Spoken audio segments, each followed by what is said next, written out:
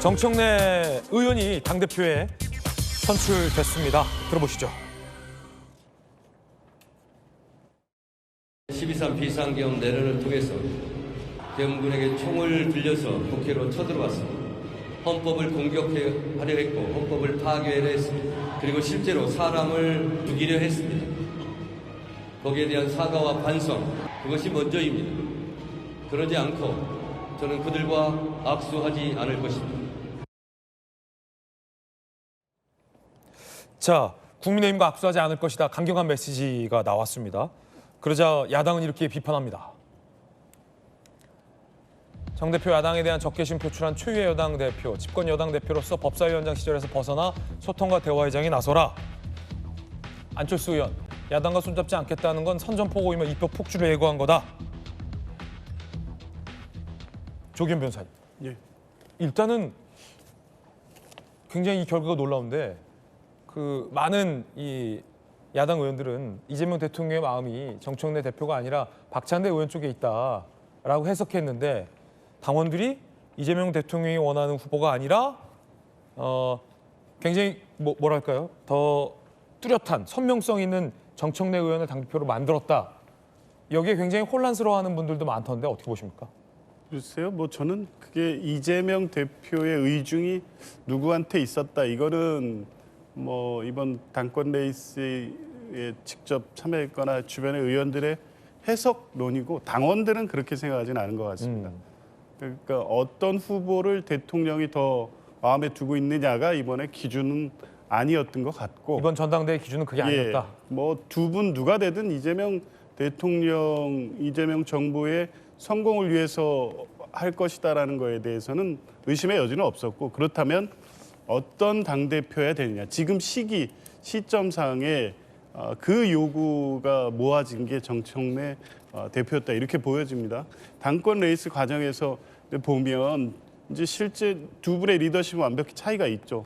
박찬대 의원 같은 경우에는 합리적이면서도 내란 척결을 강하게 주장을 했지만 누가 봐도 이제 대화나 소통, 통합 이쪽에 이제 방점이 찍힌 반면 정청래 대표 같은 경우에는 강력한 개혁을 시종일관 주장했습니다. 그리고 이제 기존에 원래 갖고 있던 정치인 정청래의 이미지에 이 탄핵 국면에서 법사위원장으로서 사안과 이 상황을 돌파해내는 능력 그게 지금 민주당에 필요하다. 이런 당원들의 어떤 총의가 모아진 결과다. 이렇게 보여집니다. 네. 왜냐하면 예상했던 보다 상당히 이제 이 격차가 낮고 61% 그것도 일반 여론조사 또 권리당원 투표에서는 압도적으로 높았고 대의원 같은 경우에는 약간 이제 밀렸지만 전체적으로 봤을 때 민주당의 대다수 당원들이 이번 대표에 요구하는 것은 신속한 내란 청산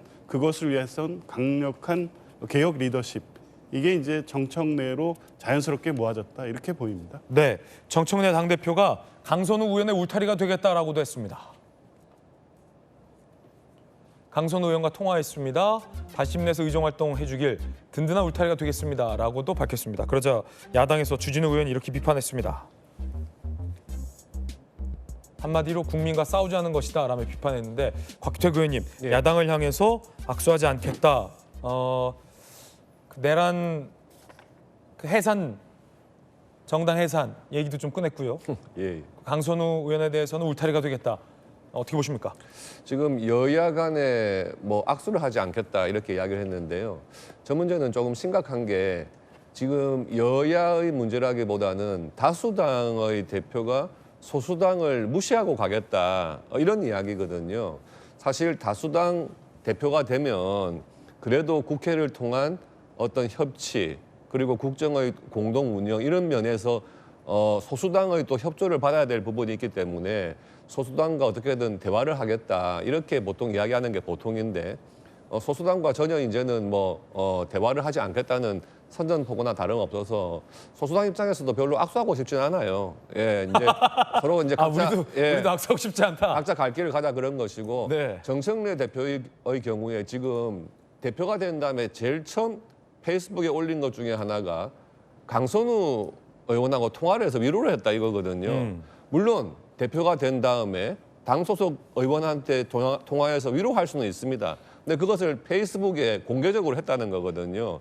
사실 강선우 의원의 그 일련의 과정에서 봤을 때 국민 여론이 굉장히 안 좋았고 그런 부분을 감안해서 어느 정도 대통령실의 의중도 담긴 사퇴를 한 것인데 이에 대해서 페이스북에 공개적으로 강선우 의원을 위로했다. 이것은 국민들의 그런 여론도 무시하고 네. 대통령실의 의견도 필요 없고 너무 독선적인 어떤 태도를 보이는 것이 아닌가. 출발을 저렇게 했을 경우에 끝이 좋은 경우 별로 없었어요.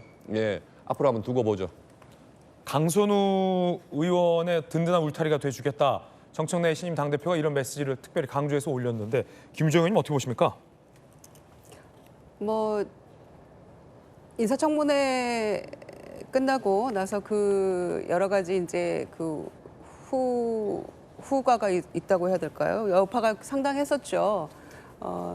강선우 의원의 어떤 갑질 논란 그리고 이제 비단 보좌관들에 대한 것뿐만이 아니고 병원에 가서도 또 전 여가부 장관과 여가부에 대해서도 이런 얘기가 많았었기 때문에 근데 그 와중에도 정청래 당시 당대표 후보가 응원을 했었어요. 네. 곧 장관 뭐 이렇게 얘기하면서 또 박찬대 후보는 또 다른 또 결을 보여줬었는데 인간적으로 위로할 수 있고 또 제기할 수 있을까? 왜냐하면 현역 의원 최초로 낙마라는 점에서 상당히 정치적으로는 큰 타격을 입었을 거기 때문에 과연 어떻게 의정 활동을 하고 제기할 수 있을까에 대한 우려와 또 본인 스스로 굉장히 어려움이 있겠죠.